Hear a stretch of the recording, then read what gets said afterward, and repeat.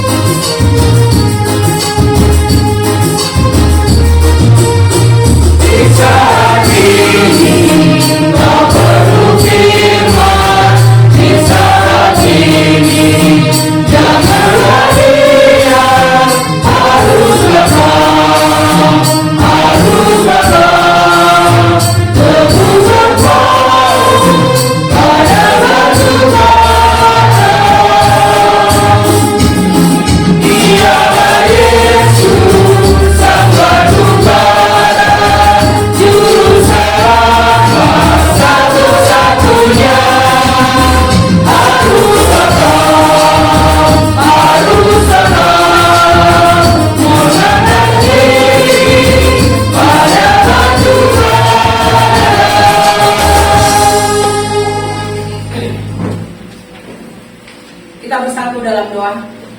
Benar ya Bapa, Engkaulah tambatan hati kami dan tambatan jiwa kami. Kepadamu lah kami selalu menggantungkan hidup kami ya Tuhan. Inilah menjadi sebuah wujud kasih kami. Inilah wujud pernyataan kami Tuhan. Betapa besar kasih Tuhan kepada kami. Dan betapa besar pemeliharaan Tuhan di sepanjang kehidupan kami. Kami bersyukur dan berterima kasih Tuhan. Kalau pada pagi menjelang siang hari ini, Tuhan masih mengizinkan kami untuk boleh bersama-sama duduk tenang di dalam rumah Tuhan, mendengarkan firman Tuhan dan menikmati bait Tuhan. Betapa kami bersuka cita atas kasih dan pemeliharaan Tuhan. Dan inilah Tuhan pernyataan hati kami, pernyataan sikap kami, bahwa Tuhan tidak pernah meninggalkan kami. Bahkan di masa terburuk dan terpuruk sekalipun, tangan Tuhan tetap menuntun kami. Terima kasih Tuhan, kami sudah menjalani beberapa rangkaian ibadah kami pada pagi hari ini. Tiba saatnya Tuhan kami akan mendengarkan kebenaran firman. Tuhanlah kiranya boleh menenangkan setiap hati jemaat-Mu yang hadir pada saat ini. Supaya kami boleh menjauhkan pikiran-pikiran duniawi kami. Kami sungguh-sungguh mengarahkan hati dan pikiran kami kepada kebenaran firman Tuhan. Engkau juga mengurapi dan memberkati hamba-Mu yang akan menyampaikan firman Tuhan. Kiranya Tuhan memperlengkapi hamba-Mu, supaya apa yang keluar dari mulut dan bibir hamba-Mu semuanya seturut dengan kehendak Tuhan. Berfirmanlah ya Bapa, karena kami anak-anak-Mu siap untuk mendengarkan. Di dalam nama anak-Mu Tuhan Yesus Kristus kami berdoa kepadamu. Amin. Shalom. Senang sekali bertemu kembali dengan Bapak Ibu yang terkasih pada ibadah minggu hari ini. Di minggu ke-18 setelah Trinitatis, mari kita membaca Alkitab kita dan merenungkan firman Tuhan seperti yang sudah ditetapkan pada warta jemaat kita. Kita buka Alkitab kita dari Yesaya pasal yang ke-5 ayat yang pertama sampai yang ke-7. Kita akan membaca firman Tuhan ini secara berbalasan. Saya membaca ayat yang ganjil dan Bapak Ibu sekalian boleh membaca ayat yang ke-6, ayat yang ke-7. Nanti kita baca firman Tuhan ini secara bersama-sama. Yesaya pasal yang ke-5 ayat yang pertama sampai yang ke-7, di bawah perikop nyanyian tentang kebun anggur. Aku hendak menyanyikan nyanyian tentang kekasihku, nyanyian kekasihku tentang kebun anggurnya. Kekasihku itu mempunyai kebun anggur di lereng bukit yang subur. Ia mencampurnya dan membuang batu-batunya dan menanaminya dengan pokok anggur pilihan. Ia mendirikan sebuah menara jaga di tengah-tengahnya dan menggali lubang tempat mengeras anggur.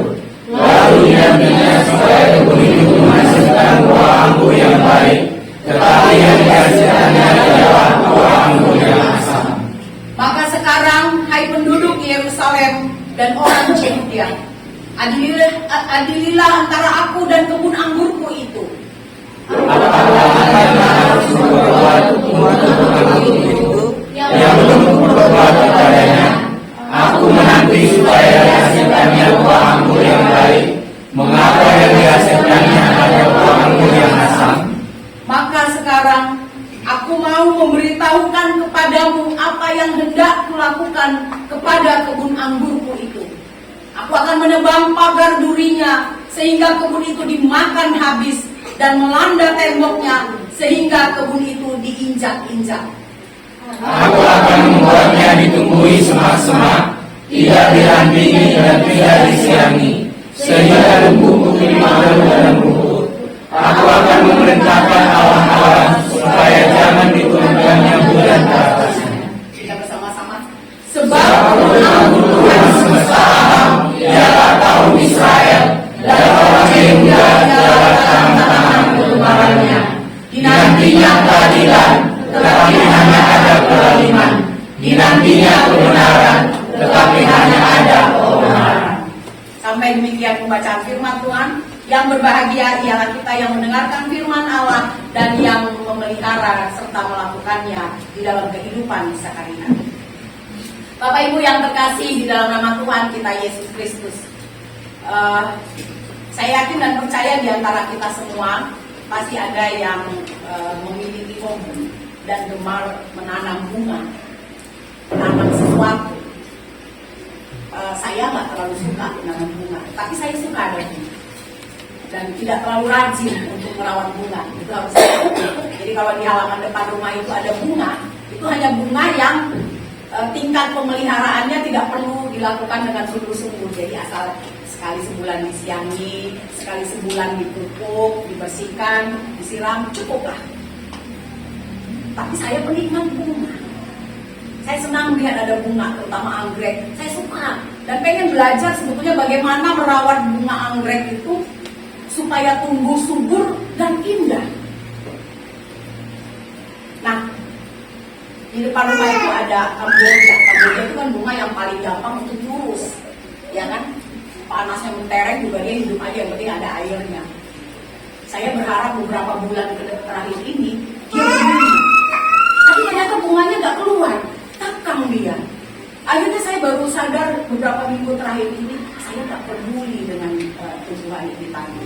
Dalam pikiran saya, kamboja itu gampang untuk berbunga, perawatannya gampang. Tapi ternyata yang gampang itu pun dia tidak mau berbunga, merdandi dia. Harusnya bunganya udah cantik kan, panas matahari, air itu udah harusnya bunganya keluar. Ternyata nggak keluar. Saya cuma lihat, ya cuma kayak begini aja. Saya geser ke kiri, cuma begini aja. Geser lagi ke kanan seminggu kemudian masih begini aja bunga. Saya akhirnya sadar, oh saya mungkin kurang perawat.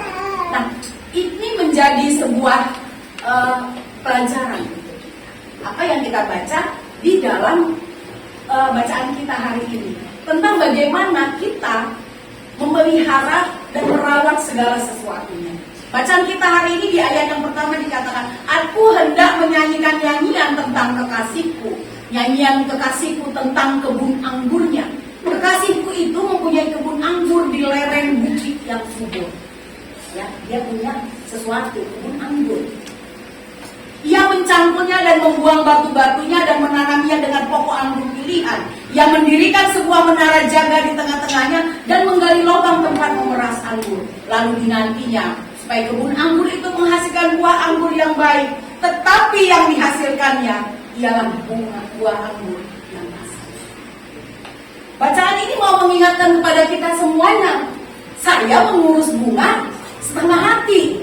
Tetapi pemilik kebun anggur yang kita baca hari ini merawat kebun anggurnya dengan sungguh-sungguh, memupuknya, menyianginya. Jadi Bapak Ibu, kebun anggur itu semakin dirawat, dia hasilnya akan manis. Jadi semakin diperhatikan buah anggur itu, hasilnya pasti manis buah anggur. Itu kebiasaan buah anggur. Tetapi yang dibaca hari ini, pemiliknya sudah mengurusnya dengan sungguh-sungguh, merawatnya dengan sungguh-sungguh, tetapi buah anggur yang dihasilkan adalah buah anggur yang asam. Sebagai pemilik kebun anggur, alangkah wajarnya kalau dia menjadi kecewa, frustasi. Saya aja yang ngurusnya setengah hati bunga kamboja saya juga kesel. Apalagi ini pemilik kebun anggur yang sudah memberikan perawatan yang luar biasa, memupuk, menggali dan sebagainya, tetapi ketika buah anggur itu berbuah, buahnya asam. Alangkah kecewanya itu. Alangkah kecewanya. Dan bahkan dilanjutkan di bacaannya yang berikutnya, apa yang dia lakukan adalah, maka sekarang hai penduduk Yerusalem dan orang Yehuda, adililah antara aku dan kebun anggurku itu. Apakah lagi yang harus diperbuat untuk kebun anggurku itu yang belum kuperbuat kepadanya? Aku menanti supaya dihasilkannya buah anggur yang baik.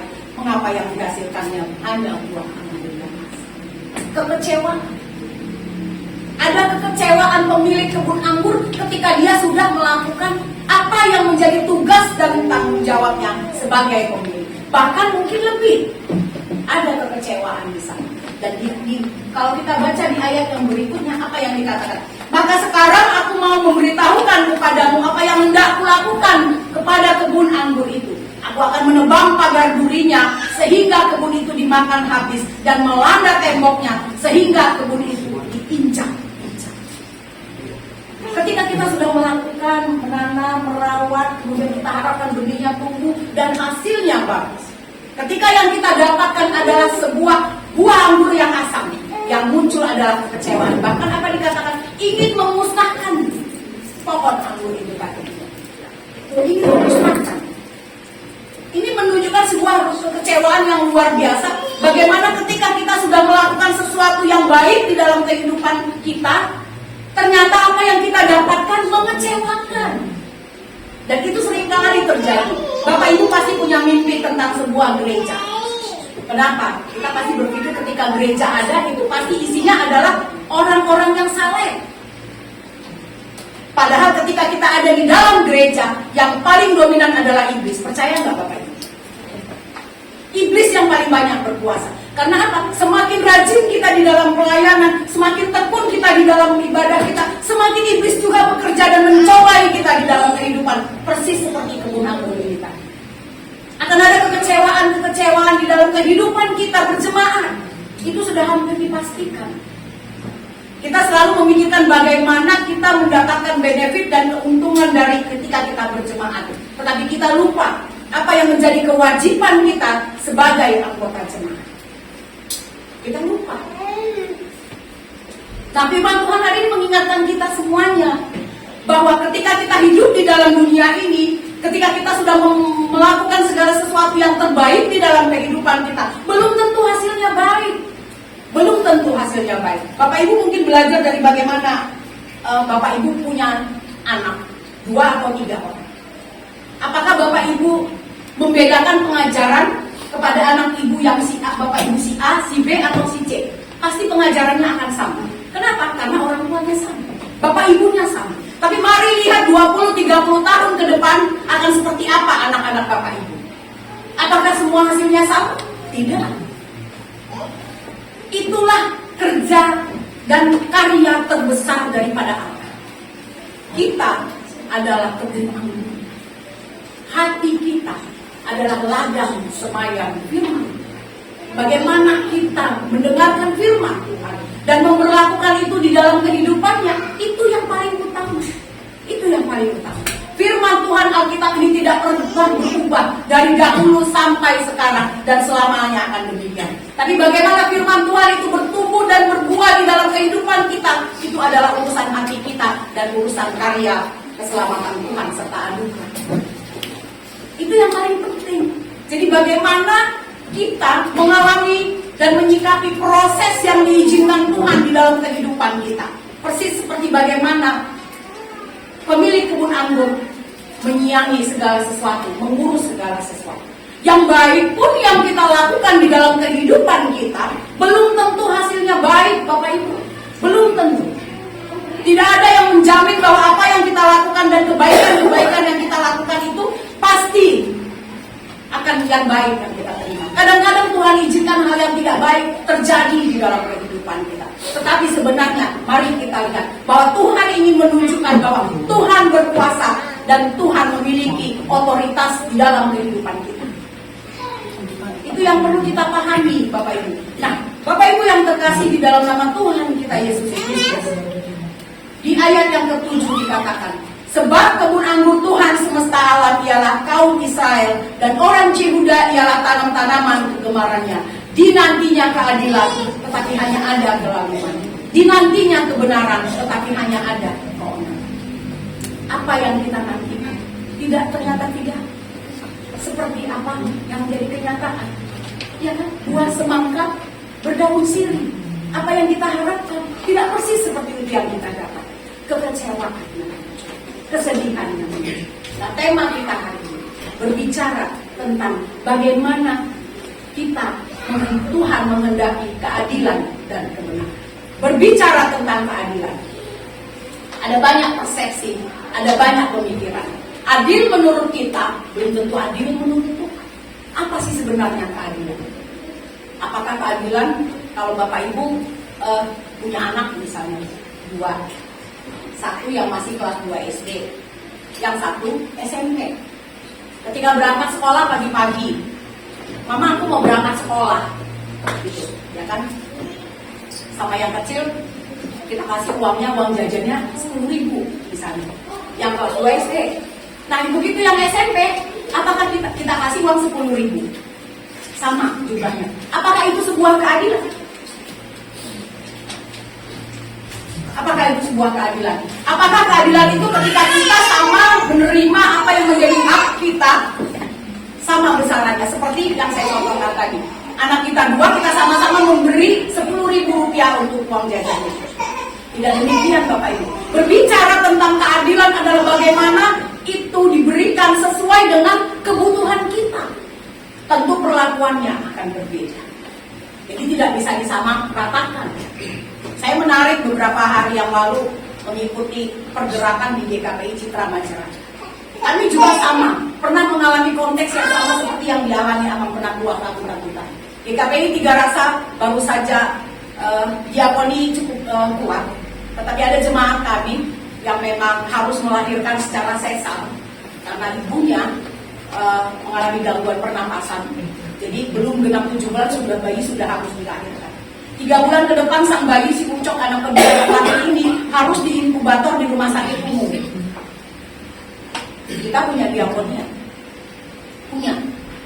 Tetapi apakah cukup dengan demikian saja? Karena mereka berdua, sang bapak harus tidak bekerja, sang ibu sakit pulang ke rumah. Setiap hari bapaknya harus mengantarkan ASI ke rumah sakit bolak-balik selama 3 bulan ke depan. Artinya sang bapak sebagai kepala keluarga tidak bisa melakukan apa yang menjadi tugas dan tanggung jawabnya. Dalam tanda kutip, tidak bekerja. Sebagai gereja, apa yang sudah diberikan diakonnya itu sudah cukup. Ada aturannya. Tetapi apakah kita sebagai gereja juga, orang-orang yang bersekutu setiap minggunya di dalam kehidupan pelayanan kita, apakah kita cukup menutup mata? Sudah kok? Iya, betul. Di satu sisi ya. Tapi itulah kita diminta Tuhan hari ini untuk bagaimana kita berbelas kasihan kepada orang-orang di lingkungan kita. Gereja harus mampu menunjukkan belas kasihnya kepada setiap orang di lingkungannya. Itulah sebuah gereja. Ketika kita mampu berbeda dengan orang lain di lingkungan kita, di sana ada gereja. Akhirnya kami melakukan pengumpulan persembahan kami. Itu yang kami lakukan. Kita bicarakan, kita putuskan. Dan pada akhirnya kami memberikan sebagian yang dikumpul harus menjadi transfer mereka, dan sebagian lagi kita berikan untuk sembako untuk keperluan hidup mereka. Yang mau ditekankan pada contoh di atas adalah bahwa bagaimana kita hidup berbelas kasih. Dan belas kasihan itu harus ditunjukkan. Ada banyak orang yang hidupnya secara rohani sekali begitu datang ke gereja, tetapi begitu keluar dari gereja, bukan bukan lagi rohani yang dia pikirkan, tetapi kehidupan dunia tidak sama. Lain di bibir, lain di hati. Apa yang dilihat di luar tidak sama dengan itu. Padahal Tuhan paling mengutamakan adalah bagaimana hati kita. Berbelas kasihan ya Tuhan. Mari melembutkan hati. Mari melihat bahwa ada banyak orang-orang di sekitar kita yang perlu kita bantu dan perlu kita perhatikan. Tidak saja secara doa, karena doa menjadi sebuah kewajiban bagi kita, tetapi kita mampu memberikan perhatian dan berbelas kasihan kepada orang-orang yang membutuhkan. Dan demikianlah gereja hadir. Gereja harus hadir di dalam kehidupan berjemaat dan harus mampu memberi dan memperhatikan. Tidak saja hanya berdoa, tetapi kita harus mampu memberikan perhatian yang lebih di dalam kehidupan kita berjemaat. Jadi kehidupan keadilan itu sendiri tidak bisa diukur bagaimana kita bersama-sama menyikapi banyak hal. Tetapi keadilan itu benar-benar adil ketika kita mampu melihat dari sisi yang berbeda dan menempatkan itu pada tempatnya secara proporsional. Dan itu tidak mudah. Perlu dimampukan. Perlu hati nurani yang berbicara bahwa kita sedang melakukan keadilan dalam berjemaat dan bergereja. Itu yang paling penting. Dan yang berikutnya adalah kebenaran, keadilan dan kebenaran. Segala sesuatu yang adil dan benar semuanya berasal daripada Allah. Tidak ada yang berasal dari Allah. Tidak ada yang berasal. Ada banyak orang mungkin melihat firman Tuhan hari ini sebagai sebuah hal yang mudah untuk dibicarakan, tetapi pada kenyataannya dalam kehidupan kita sehari-hari berjemaat, keadilan dan kebenaran menjadi sebuah persoalan tersendiri. Karena kita selalu merasa ketika orang lain menerima dengan lebih baik lagi, kita merasa tidak adil. Persis seperti ketika anak-anak kita perlakukan. Padahal pada masanya, ketika anak kita tumbuh dewasa, mereka juga menerima haknya sama haknya. Kita juga memberikan, oh ya, dia sudah SD, ya, oh dia SMP, dia beri lagi, lebih lagi gitu. Nah demikianlah keadilan itu berjalan dalam kehidupan pelayanan kita. Kita tidak bisa lagi melihat keadilan itu menjadi sebuah hal yang benar atau salah. Tidak demikian lagi. Benarkah dia atau salah? Keadilan berbicara tentang hati nurani dan kondisi. Tentang hati nurani. Itu yang paling penting. Jadi kita harus bisa paham dan mengerti bahwa ketika kita berbicara tentang keadilan dan kebenaran, kita harus berbicara juga tentang bagaimana relasi yang benar tentang kita kepada Tuhan. Ada hubungan yang benar tentang kita kepada Tuhan secara pribadi. Sehingga kita bisa melihat bahwa apa yang berbicara tentang keadilan itu memang sungguh-sungguh demikianlah adanya. Satu waktu tuh pernah ada yang bertanya, enak dong gitu. Dia dibantu oleh gereja. Saya bilang, sakit aja, besok dibantu, mau sakit milih sakit aja, mau milih mana, mau milih sehat atau mau milih sakit. Ada loh yang seperti itu. Ada loh yang gak senang dengan orang yang dibantu. Mau sakit aja, besok kan dibantu pasti. Mau. Kalau saya sih dalam pikiran saya lebih bagus saya sehat aja lah, gak apa-apa. Bantu aja orang yang lain gitu. Ada yang sampai berpikir seperti itu Bapak Ibu. Berbicara tentang keadilan itu adalah enak banget dia. Ya udah gak apa-apa. Sakit aja gitu. Nah, ketika kita berbicara tentang keadilan, tentang hati nurani, ini tentang berbicara bagaimana kita melihat kasih Tuhan. Bagaimana penyertaan Tuhan. Bersyukurlah kita semuanya bahwa kita bisa ada hari ini di sini. Kita ada dalam keadaan sehat, tidak kurang satu apapun. Dan itu menjadi berkat Tuhan yang luar biasa. Dan itu harus kita syukuri. Mari berbagi, mari membuka pintu hati kita untuk melihat bagaimana Tuhan yang begitu adil dengan segala kebenarannya mau menunjukkan bahwa Tuhan berkuasa dan kita diminta untuk berbelas kasihan. Hanya itu saja. Tuhan meminta kepada kita hanya untuk berbelas kasihan saja. Tadi itu kita baca di epistel kita bagaimana sebetulnya ada aturan-aturan di dalam bangsa Yahudi tentang bagaimana makan bersama. Jadi di bangsa aturan di Yahudi itu kalau makan bersama itu harus cuci tangan. Tetapi Tuhan Yesus itu melanggar aturannya. cuci tangan. Oh ini Tuhan Yesus datang nggak pakai cuci tangan. Orang Farisi mengatakan itu tidak benar. Orang ahli Taurat mengatakan itu tidak benar, itu bukan tradisi kami. Tetapi yang mau dinyatakan adalah bukan bagaimana kita membersihkan apa yang kelihatan ini tadi, Bapak Ibu. Wujudnya boleh penatuan, wujudnya boleh menjadi pelayan Tuhan, tetapi hatinya Tuhan lebih melihat hati kita. Tuhan lebih melihat bagaimana ketulusan hati kita. Dan itu yang diingatkan oleh Tuhan Yesus ketika dia berada bersama-sama dengan ahli Taurat dan orang-orang Farisi. Orang Farisi ahli Taurat itu wah segala aturan-aturan boleh dia hafal dan dia baca. Tetapi ketika dia berbicara tentang bagaimana kasih itu boleh dinikmati orang lain, oh nanti dulu. Gak bisa seperti ini, harus cuci tangan, harus bersih, harus seperti ini. Kalau tidak demikian, itu melanggar aturan. Ada hal-hal ketidakjujuran di dalamnya. Ada hal-hal yang disembunyikan. Tidak ada ketulusan. Nah itu yang perlu diingatkan kembali juga lewat bacaan kita hari ini. Jangan mengabaikan hal-hal yang baik. Di luar yang luar itu memang perlu, Bapak Ibu. Perlu. Kita datang ke gereja, perlu. Itu juga perlu. Tetapi yang jauh lebih utama dan jauh lebih penting adalah ketika Tuhan melihat setiap kali. Mari kita berbelas kasihan kepada orang lain. Mari kita melihat bagaimana sebetulnya kita bisa tumbuh bersama dengan Tuhan, mengutamakan kesetiaan, mengutamakan belas kasihan kepada orang lain, mengutamakan belas kasih. Bukan berarti yang lain tidak. Kesetiaan dan belas kasihan itulah yang paling utama di dalam kehidupan kita. Orang-orang yang percaya, yang mengenal Tuhan. Sehingga lewat kehidupan kita ini Bapak Ibu, Tuhan boleh melihat orang lain di sekitar. Oh iya, mereka tidak saja hanya rajin melayani Tuhan, namun mereka memiliki kasih dan belas kasih. Yang paling penting, bagaimana orang lain bisa menikmati kehidupan kita, sama seperti kita bisa boleh menikmati kebaikan. Mari kita mulai menggali dan memberikan pendidikan yang baik kepada anak-anak kita. Itu sama dengan ketika kita menyilangi, memberikan yang baik. Jadi hati-hati kita kepada orang tua yang memiliki anak. Apa yang kita ajarkan kepada anak-anak tentang kebaikan, buah belum tentu manis. Bisa jadi buahnya menjadi anggur yang asam seperti bacaan. Hati-hati. Nah, kita sebagai orang tua, mari kita tunjukkan betapa kita bisa memberikan pendidikan yang baik kepada anak-anak kita, sehingga buah pada akhirnya boleh dinikmati yang baik, boleh yang bagus, sama seperti tanaman yang boleh kita nikmati, kita pelihara, tetapi kita boleh menikmati kami sekali bunga anggreknya, yang manis sekali buah kami.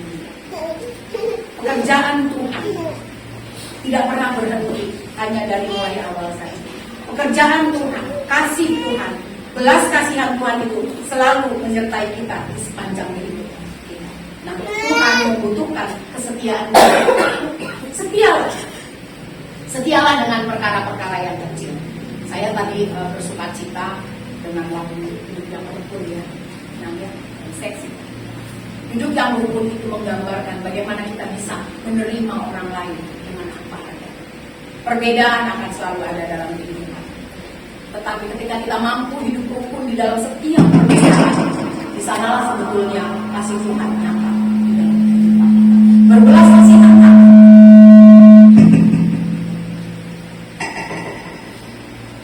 Berbelas kasihanlah di dalam kehidupan kita. Itu yang paling penting. Supaya kebun anggur yang Tuhan sediakan boleh kita tanami dan bertumbuh dengan baik, berbuah dengan baik, dan boleh dinikmati hasilnya dengan manis. Dan ketika kita yang manis itu tadi boleh kita menikmati. Kita juga menyaksikan bahwa kita adalah anak-anak Tuhan yang sungguh-sungguh dipakai Tuhan menjadi berkat dimanapun kita berada. Amin. Kiranya Tuhan menolong kita semuanya. Kita berdoa. Terima kasih Tuhan untuk firman Tuhan yang boleh kami dengarkan pada siang hari ini. Terima kasih Tuhan kalau Tuhan sudah mengingatkan kami sebagai anggota jemaat Tuhan. Sering kali kami ya Tuhan mengecewakan hati Tuhan. Kami adalah ladang kebun anggur Tuhan, namun kami tidak berbuah manis di dalam kehidupan.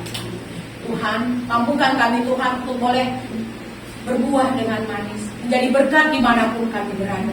Ajarkan kami Tuhan tentang belas kasihan, supaya kami semakin tumbuh di dalam Tuhan, karena kasih Tuhan, belas kasih Tuhan sudah lebih dulu kami nikmati ya Bapak. Kehidupan kami adalah milik Tuhan, karena kasih Tuhan juga kami ada sampai saat ini ya Bapak. Kiranya Tuhan memampukan dan menolong setiap kami yang hadir. Tuhan pakai kami untuk boleh menjadi berkat, berbuah, menjadi kebun anggur yang boleh dituai, dan setiap orang boleh menikmati hasilnya.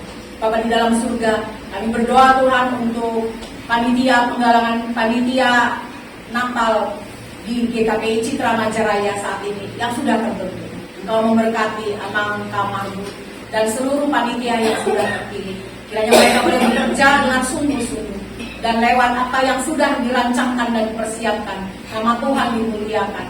Perayaan Natal tahun ini di GKPI Citra Majaraya akan menjadi sebuah perayaan yang luar biasa Tuhan, luar biasa besar, luar biasa megah. Engkau memakai para panitia untuk boleh berkoordinasi dengan baik ya Tuhan. Kami berdoa, bersyukur dan berterima kasih juga Tuhan untuk seksi pria yang juga sudah boleh memberikan persembahan pujiannya. Engkau memberkati seksi pria dan ketuanya serta seluruh anggota seksi pria ya Bapak. Tuhan memberkati supaya pelayanan kategorial juga boleh berjalan dengan baik di tempat ini. Kami bersyukur dan berterima kasih juga Tuhan, kalau Amang Menatuaka butak-butak sudah boleh Tuhan pulihkan. Masih dalam masa pemulihan Tuhan. Namun semangat dan sukacita Amang ini kiranya boleh Tuhan lihat. Dan Kau memakai Amang Menatuaka butak-butak beserta Inang dan keluarga untuk boleh melayani dengan sungguh-sungguh lagi di tempat ini. Engkau memberkati rumah tangga mereka, pekerjaan dan usaha mereka. Semuanya kami serahkan ke dalam tangan Tuhan. Dan Tuhan membukakan tingkap-tingkap rezeki untuk keluarga ini, sehingga pelayanan boleh dengan lebih baik lagi. Kami bersyukur dan berterima kasih Tuhan. Kalau beberapa minggu yang akan datang, GKPI Citra Majaraya akan merayakan ulang tahunnya yang kedua. Tuhan, tidak dengan begitu saja GKPI Citra Majaraya ini hadir di tempat. Semuanya akan ada dalam rancangan dan penyertaan Tuhan. Tuhan kiranya yang boleh menumbuh kembangkan, menyuburkan gereja ini menjadi gereja yang melayani Tuhan dan menjadi berkat di Citra Majaraya ini. Kami berdoa untuk seluruh jemaat Tuhan. Engkau memberkati keluarga lepas keluarga. Engkau memberkati calon penatua. Engkau memberkati para pelayan Tuhan, ketua seksi pria dan ketua seksi perempuan. Seluruh anggota jemaat di tempat ini kami serahkan ke dalam tangan Tuhan.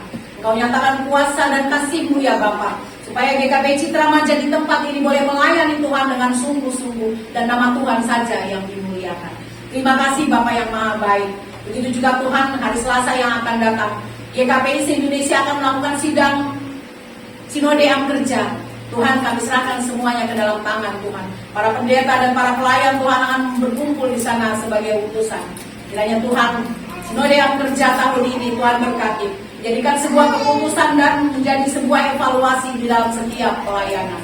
Kiranya boleh berjalan dengan baik seturut dengan rancangan Tuhan. Dan pada akhirnya di hari Sabtu yang akan datang, Sinode Am Kerja ini boleh ditutup dengan menghasilkan sebuah keputusan yang baru, serta penetapan-penetapan yang memang dibutuhkan untuk pengembangan pelayanan GKPI. Terima kasih Bapak yang Maha Baik. Kami juga mau menyerahkan seluruh kehidupan anggota jemaat Tuhan ke dalam tangan Tuhan. Terima kasih Bapak. Terpuji termulia Engkau Tuhan. Di dalam nama anak Tuhan Yesus Kristus kami berdoa kepadamu. Amin. Bapak Ibu yang terkasih, untuk menghadirkan firman Tuhan hari ini yang sudah kita dengarkan, kita memuji Tuhan dari Kidung Jemaat 402 ayat yang pertama sampai yang kedua.